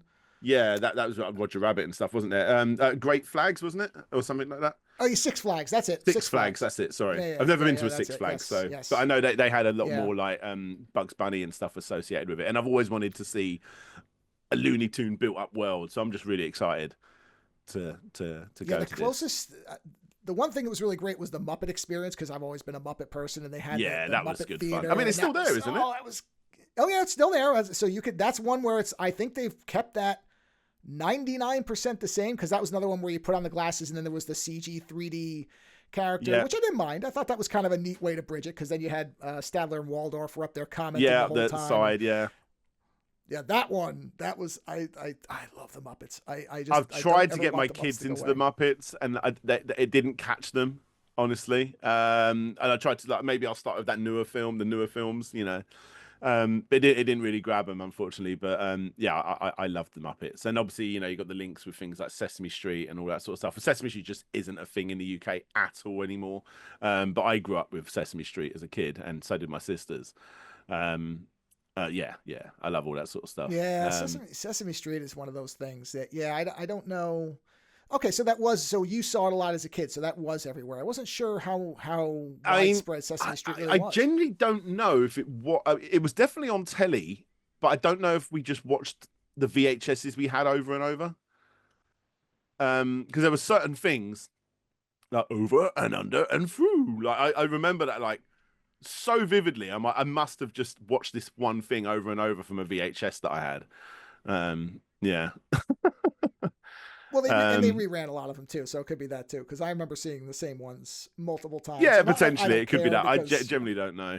I generally don't know, but yeah, I'm excited to go to this. And then there's another park as well called IMG, I think it is, and that's got the Marvel stuff. But and it's weird that they have Marvel rides and it's not owned by Disney. So I don't know if they got in there early, the same way Universal did. But from what I've seen, they don't look the best. It looks like those sort of things where you have a screen, but whoa, okay, that's what the Hulk looks like, does he? Okay, we're just gonna go with this. Yeah, sure. You know, I was going to did they say it make might this on be a Windows 95? licensed, Like, a slightly licensed lesser version of it that Disney allows out or something like that. Because that's I was going to say yeah, it's interesting that Disney wouldn't be involved in what has their top tier thing. yeah, yeah, yeah. So So yeah, they're the ones we're checking out. There's like I can say, there's a Harry Potter thing coming, which I'm really hoping they bring before we go out there, but it doesn't look like they're going to. Uh, um, yeah, really excited for Dubai. I never thought it'd be a place I'd go to, but then someone told me it's like an Arabic America because it's just so built up and new and you know that, and I'm like, yes, I'm going. I'm such a big fan of America, and I'm like, yeah, let's go, let's check it out. It's somewhere different. Oh, just keep yeah, I going to was going to say Florida because every other year. well yeah, you got to dodge hurricanes probably more and more often. So have you been to you've been to the California Disney? Yes, you said. Yes, yes, Yeah. yeah. We've done California, Disney, Universal, SeaWorld. I think they were the only ones we did in California, well, that way. Yeah, yeah. I went there. That is. I don't know if it's just the nostalgia goggles, but that was my favorite for the longest time. But I think I've accepted now that Paris is actually my favorite because I just think it looks so nice. Paris. Um, Is that the newest one? there's Is Paris the newest or not? I don't no, remember no, what they've the got age like of the. Shanghai since Okay. then. Yeah, yeah. Okay. Got it. Got it. Got Um, it. the thing with Paris is it's so spaced out and it's so beautiful and there's so I mean the castle itself I think hands down is the best looking castle with the sloped off green verge coming out the side of it. There's like a hidden dragon that most people don't even know is there actually underneath the castle, which is really cool. And the cool thing about going to see that, so this enormous animatronic dragon underneath the castle in Disneyland Paris, it's huge. Um, and it's like leaning over this water and it's got a big like chain around its neck and all that sort of stuff and it just lays there and you can see the smoke coming out of its nose and it just lifts its head up its neck and just like pans over the audience and then comes and lays back down after a big roar. And the cool thing about the going to see the dragon, that you can go and see it by going like down to the side of the castle and going in through that way, or if you really want to like, if you're taking someone with you, if you're going in through the center of the castle, you've got a couple of shops. There's like a Christmas shop in there, like a souvenir shop. There's someone that sells, there's like a glass weaving type shop. that's in there. And if you go in there, tiny, tiny little shop where they sell like little glass souvenirs of, you know, the Cinderella's shoe and whatever else. There's a back door, which looks like it's just open. And you're like, am I allowed to go in there? And you're like, okay, let's go and look. And you just walk in and it takes you down to the dragon underneath the castle. And it's such a cool way to go and find it because it's like hidden. It's And they like don't there. advertise or anything. They just kind of see if It's you just find it. there. Yeah, I mean the dragons advertise if you go around the side of the castle, there's a little sign for it. But yeah. But there's nothing that tells you. Is there anything that tells you, hey, this door leads here, or do they No, just the want to door see if you I find mean it? I haven't done it in a while, but like yeah, I don't think there is. You can just there's just a door. You go through it and I'm Oh, like, "Oh my that's God." great. It's so That's cool. And great. it's like one thing I'm not the biggest fan of is they've changed Space Mountain to Hyperspace Mountain. Obviously, Star Wars is big now, so we've got to change that to Star Wars. And the thing I mean, the ride itself is fine.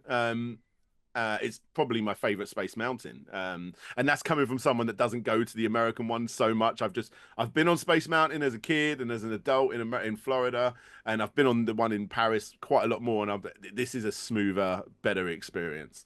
Um, but yeah, they've made it all Star Wars themed now, but it doesn't look right because it's 19. It's based on Jules Verne's shooting a guy up to space, you know, with a gun, putting people in a bullet to shoot them up to the moon. That iconic screen where you see the moon with the bullet in the eye, you know, the face. It's all themed on that. But now they've put a Star Wars logo on it, and it's Star Wars. I'm like, well, it doesn't work unless you change the look of the outside of it. It isn't really Star Wars. Either way, I can't remember why I brought all this up now. It's a I don't good remember how we ride. got to it. Oh, I because I can't had remember asked you how if we you've got gone to to. the Oh California yes, one. yes. Because I remember at the, yeah, that was it. Because I remember Outside when of we it, went to it, I was shocked by how small the castle at California was, because I think yeah, that's oh, the it's tiny. smallest. It's That's one of the things ridiculous. I It's come back silly. from it. It's so small. It's so Yeah. small, like to the point where you're going down Main Street and you're like, it's not much bigger than these buildings, like, you know. No, I was shocked. I really was. Because that's the first one. So I just kind of, I think in my mind thought, okay, this is going to be the most impressive one. And instead I mean, it makes sense. When they built it, you know, it was new, and I understand. I'm sort of surprised they've never really just made it much But bigger. isn't that the same But, you know, castle as Hong Kong? I think the Hong Kong castle is the same as the Californian it's castle. that size. They've beefed it up a little bit, but yeah, it's the same castle as the Californian one. I think they Yeah. can't touch California because it's Waltz Park, isn't it? You know, And I get that to an extent. I don't mind them preserving it that way. It is just a bit of a yeah. shock if you've ever been to ones with the larger Oh yeah, castles, and you see it's the that thing, you're first just going to be thing like, both me and my yeah. wife, because we went there for a honeymoon, like, wow, that's a small castle. Like, it was really small. Yeah, that another really cool attraction thing at Disneyland Paris, which almost no one knows about. So outside Hyperspace Mountain, which used to be Space Mountain, there's like this little bit of a lake around the front of it, and there's the Nautilus, the 20,000 Leagues Under the Sea. It's just sitting there, and it's just, oh, that's just like a nice thing to look at while you're queuing. But no, if you go around the back of the Nautilus to the point where like the only people that are going to be around there are the people that come off Space Mountain and then walk around that way after they get off the ride. There's actually like this column, and you can just go in this door and you go down this spiral staircase for ages, it feels like, and you walk along this thing, and now you get to go on the Nautilus. And it's just a walk-on attraction. There's nothing to do in it. It's just like a cool thing, and everything looks so good. It's got props from the movie and all that, but like it's not advertised as props from the movie. It's just like it looks the part. They've changed it now. It used to be you go in there and there's this big viewfinder that would open up, and outside there was a huge animatronic or I don't know if it was animatronic or it just floated octopus squid thing hanging over the glass. And I remember like hearing the noise, turning around, oh, Jesus. And even as an adult, it like really made me like jump. Now they've changed it to a screen, and it closes and then it opens up, and it closes and it opens up, and every time it opens up it's like different animals go past, and they talk about what they're seeing, and I'm guessing at some point the squid comes along. But I mean, we stood there for about 10 minutes and it didn't, but every single thing was different. You know, oh look, here's the, and it's good.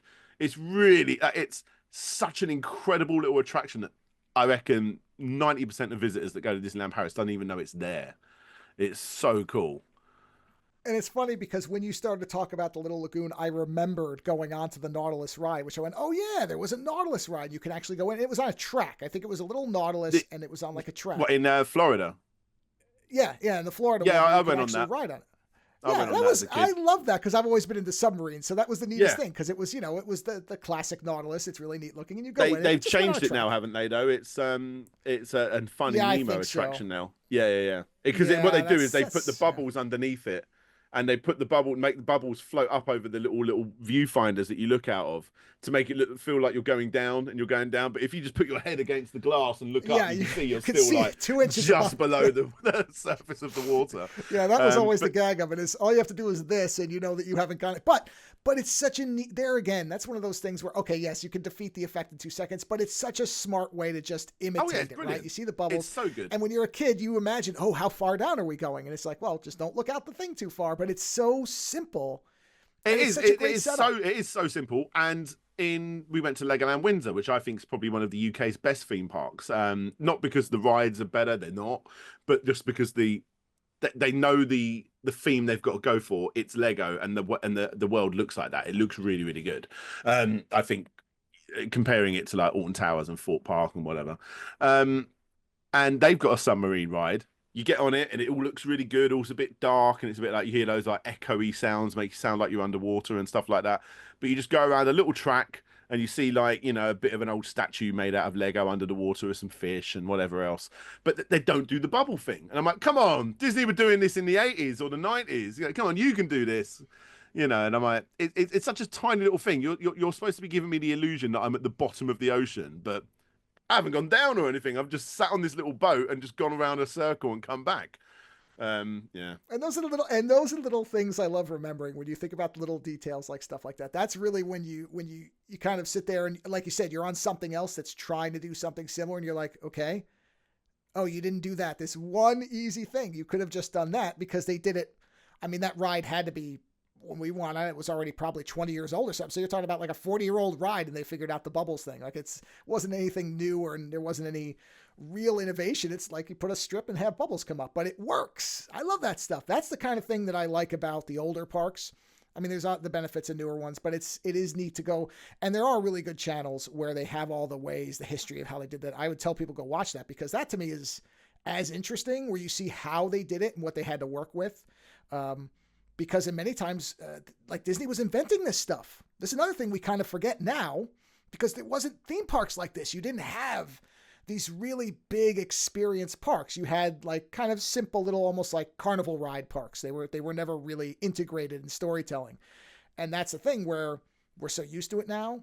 It's such a thing that to go back and see the early days of it, it's just mind blowing. I love that stuff. That to me is as interesting as the I'm parks really themselves. into that.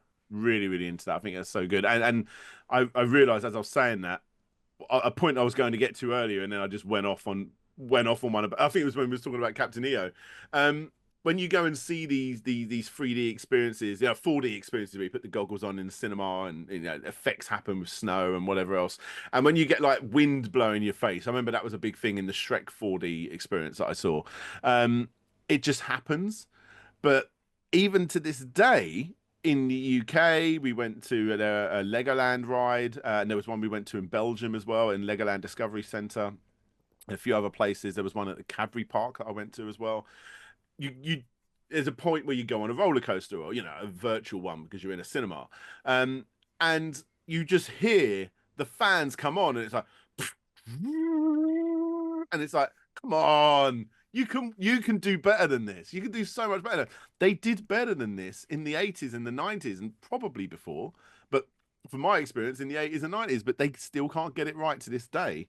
It's those little things. Yeah. Well, you know what? I think we're probably, I love the fact that I've never done a show, not one in all the time of doing this, where I've got to talk about theme parks this much. This was a delight to just, cause I have such an appreciation for it from so many different angles. So it's great to talk about this stuff, because again, I think young kids, not their fault, but you just kind of expect it now, because so many theme parks are at the very least a lot better than what they were ever before pre-Disney. So we're really spoiled in that we have so many good options all over the place. And Florida's becoming a hard place to visit in a sense now, like, because how are you going to fit them all in? You know, like with Epic Universe opening up now, like when we go back, like we've got are we really gonna do 4 Disney theme parks, couple of days at each, plus 3 Universal parks? I don't know, maybe SeaWorld potentially, like Busch Gardens. There's so much. And I'm like, there's too much. I would say that there is almost too much now.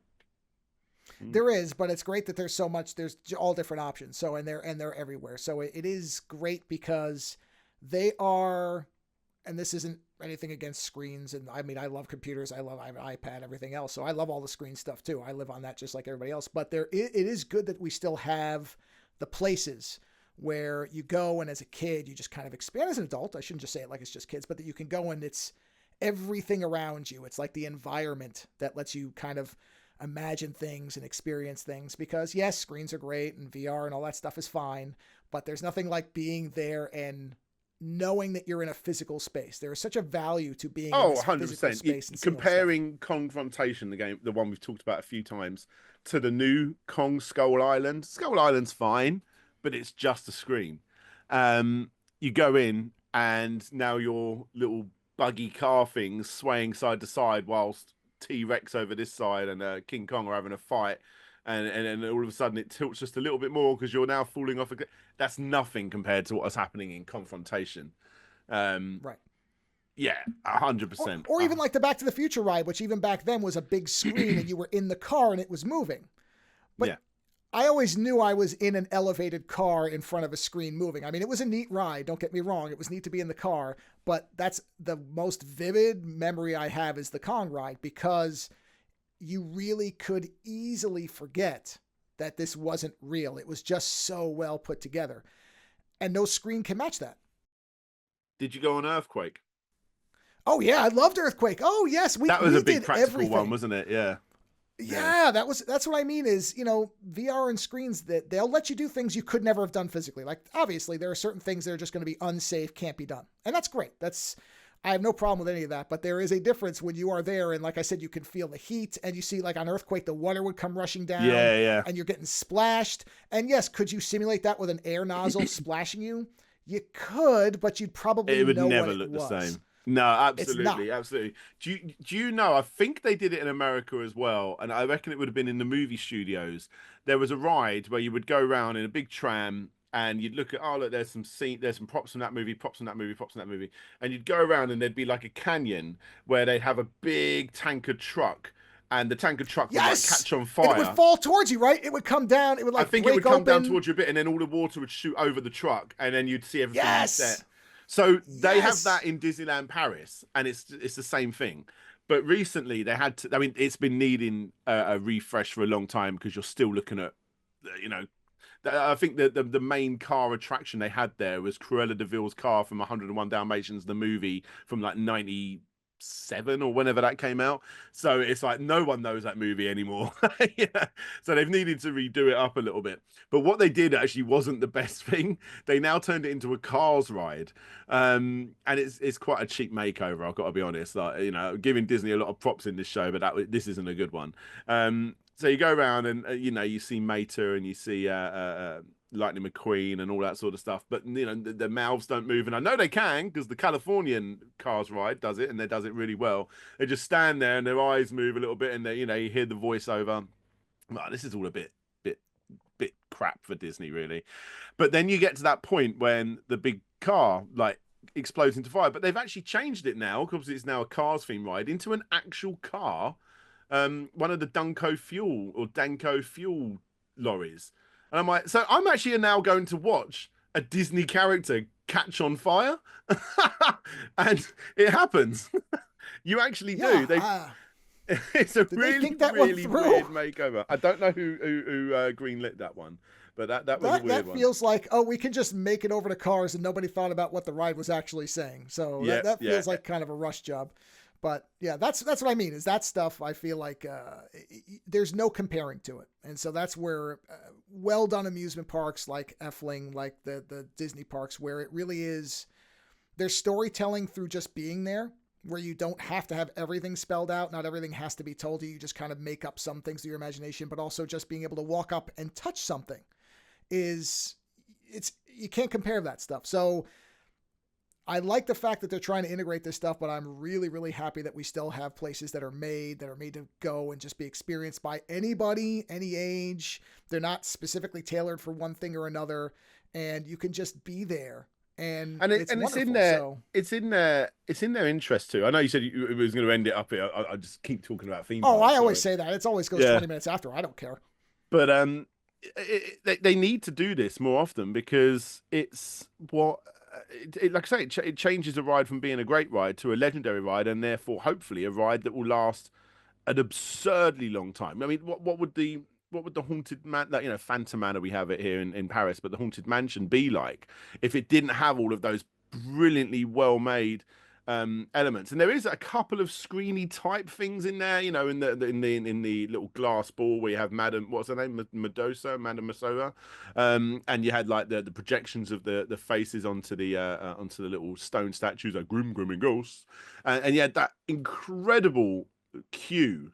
Like that's one of the all-time greatest queues where you're going that this room has no windows or doors, and ah, That's what gushing, I mean gushing. is it's that stuff is you will not be able to replicate it on a screen the same way. And so, yes, I'm happy that the animatronics, that stuff is great. That there's a smoother and better and all that type of thing. But I really, for a while, I wasn't sure whether we were going to see less of that, if they were going to all turn into you sit in a theater with a VR headset on, because that seemed to be what some of them were starting to Yeah, I go think towards. like I said, I think that Fast and Furious ride was the final draw for people like, okay, no, this is too screen heavy. This is too screen heavy. Like, I've not got anything wrong with screens because look at Spider-Man and Transformers. They came out before. They're screen rides, but they're done in such a clever way with the movement of the track, and you know the world around it is very practical. Um, you know, it works. It does work, but you can't go too heavy on screens. You need to find a way where they implement them quite well. I know people aren't the biggest fan of the new Splash Mountain, but I think the few screens you see on there, from what I've seen in YouTube videos, I haven't actually been on it, they look like they blend quite nicely with the surroundings. But, Well, it's like anything else. It's the mixture can work. That's the thing, is you don't want to go too far into it, like you said. If you just make it all that, no matter how good that effect is, you know where you are, you know what you're in. Whereas when you're on a roller coaster that's spinning around, you can't simulate that. You put somebody in the screen and you rotate the car, it's not the same. You will not fool somebody with that. I don't care how many fans you have going or whatever. So I do like the fact that there is still this this investment in it, and that you can still have, like you said, the Dubai one with all this new stuff. Like, I love the idea of a WB park, because I remember when I was younger, they had Warner Brothers stores, and you just saw how many characters they had, and I was a big Looney I've got Tunes so fan. much at their disposal. They really do. Right, and like the Mm. idea of a Roadrunner like area, that has so much potential too, where Yeah. the Roadrunner could be popping up I think there's physically in probably here and like there, one and ride, one major ride in all of these lands yeah. because again, it is indoors. They've only got so much they can go out, you know. But yeah, 100%. Like But there imagine a is, ride where you were the road runner and it was like a fast ride and you're chasing after, or you're running from Wile E. Coyote and the ride yeah, turns or around. the And other you way see him like around. Yeah, throwing yeah. dynamite and stuff. There's all this potential in that. It's great. Mm. So I love the fact this stuff is still being made, because, Yeah. like I said, it Imagine could a easily go Roadrunner away. ride done in the same way that Guardians of the Galaxy is the one that one that Epcot has done. That would be really cool. Sure. That'd be very Yeah. cool. Yeah. Well, there we go. Well, this was a blast. This was great. It was, I mean, we've talked for 90 minutes about theme parks, which, like I said, Love I've it. never been able to do, which is just wild. I look forward to more of these videos, because I've really had a good time watching them. It's great to, because I Yeah, don't for have me, like I kids, but I say, like seeing kids experience this stuff. It's it's cool. very much things I do. Like I say, it's my new way of detoxing. You know, it's my new way of just doing a fun little thing. Get the kids involved, so I don't do them as frequently. They're on the second channel on Slopes Adventures, but as and when they will eventually come. I'm sitting on what am I sitting on? I'm sitting on 3 videos that I've got to do. I've got to do my big Disneyland Paris one. That's the big one. I've got to do. We actually went to a teapot museum, which I thought was quite a funny thing to record. I don't think it exists anymore as well, so that'll be like a bit of a defunct thing that I can bring to YouTube. And we've just come back from Lego. No, where did we come back from? We've just come back from somewhere. Oh my God, where have we just been? Oh, we went to a caravan park in Essex, and I recorded that. It was like a fun weekend away, not a theme park as such. That one, yeah. There Well, you go. so the two channels are Slopes Game Room and Slopes Thank Adventures. you. There's the two, right? Yep. Yes. And I'll of course link to those in the show notes, and go over there and support Daniel's work because it's great. I like the complete history. I mean, I like pretty much all the stuff, but I also like the adventure stuff, like the what was it? What'd you go to? Was it Hershey? Not Hershey. What was the chocolate park? What am I thinking? Yeah, we went to a Cadbury World Oh, thing, Cadbury, and not that's Hershey. one of the Hershey's cool the things American about crap doing version. this. Yeah, it's like now when I've got the kids for the day, like my wife's gone out for the day or whatever it may be, or if we're going somewhere far away and we're like, where can we stop off on the way and record a cool little day out? And and it's actually pushing us to try and find new places like that Cadbury World. Cadbury's in the UK is like a huge thing. That's well, I suppose what Hershey's is to America. They could have done so much more with that though. So much more. Yeah, it was I don't think the disappointment was you could easily see it. It certainly wasn't like the Friends experience. I know you're a huge Friends fan. That looked really, and that's like that thing though is like a traveling show, right? That's not a permanent thing. Yeah, it is, That but was they like change it depending on where you are. So I know the New York one's a little bit different, and the England one was a lot of it was focused around the one in London episodes, like when the Friends cast went to London. Yeah, but they did a really good job. I thought that was really well designed. I Yeah, liked it a was lot of good. that. I thought that was really neat. But we've done two Friends experiences. We've done that one, and then another company did one a long time ago, and that seemed more like a festival. And they had a lot more props. At this one, I don't know if what I was looking at was a prop or a replica, and I was leaning more towards it might be a replica. Like for instance, they had like the costumes of like all of the Friends cast, but you could just literally go up and touch it and take it off, and I'm like, if this was real, They that would let you be do behind that. perspex and stuff. Like, yeah. Yeah. No, There's that would very be. few. There's very few things that were behind perspex glass or something like that where you couldn't touch. And then one of the things I did see behind like a big glass wall was Hugsy, which is Joey's little penguin friend that he has, soft toy. But I looked at him, oh my God, that's Joey's, that's the one. Oh my God, that's the one from the show. And you look at it and you get really close and you look around the back and it's got a tag, friend store on it. I'm like, well, that's not real either. Like you can go pick one of them up in the gift shop. So I really don't know. I think it was more, as the title says, I think it was more of an experience than like a showcase of props from the show. Yeah, I'd be interested what the New York one would have because I would imagine that's got to be they would go all out for something like. I mean, surely, yeah, that's what they would do. Yeah. Big time. So, yeah. I've never been to New York. It's one on the bucket list. Got to cross that off eventually. Well, got to get to New York. Do that. Got to get to New York. Like I said, I'm a big fan of America. I want to get to outside of. We're going to go to Florida again, obviously. The go-to obvious places, but desperate to get back to Chicago. I've been there before, but I love Chicago. I really want to go to Texas. But I think in my mind, I don't know if I've got this like sort of Simpsons chili cook-off cowboy like mindset, and I know when I get there it's not going to be that, but I hope it is. Well, okay, you're going to find places aimed at tourists who think that's what they want. Yeah. But whether it's actually that is a different thing. Yeah. Whereas there's certain places like New York is New York. The only thing about New York is that it is. Well, I'm born and raised there, so I love it. But it's very different from when I was younger. It's all very cleaned up now. See, and I'm kind of a fan of the like 80s period of New York when there was and I suppose that's the same with like London. London's a lot, not a lot, but significantly cleaner than it was, and then there was a raw energy about it in the 90s and stuff like that, and like getting on the subway and even getting on the trains into London used to be different. There was parts of the train where you would sit in like these box rooms with no seats, and you just sit on a wooden floor, and I'd be sitting there with like I don't know, a band T-shirt on or something, right next to a businessman with a suitcase. It was like, it's just. But now everything's really clean, significantly more expensive. It's so expensive for me to get to London on a train. We've been working out it's actually cheaper for us if we can get to an airport to fly to like Italy or somewhere than it is for us to get a train to New York. To London. Yeah. So don't get me wrong, things are safer. It's better. I don't think New Yeah. York should go back to the Yes. 70s when, you didn't want to walk around after 7 p.m. or anything like that. So it's not like I'm saying it should go back to that, but it is a very clean kind of version of New York. But still, it's, I mean, anybody, if you can ever get there, you should go because it is magnificent. And so, yeah, that's one of those places where I do miss that. I mean, we're going to be flying back there for the holidays, so we will be going back. But I think about the food and everything else and just walking. There's no energy. Just like London, just like any major city, the cities have their downsides, but there is nothing like the energy of being in a very vibrant, alive city because it's just not like anything else. So, Yeah, New York, it's actually absurd that I've never been because it's so me, I need to get there.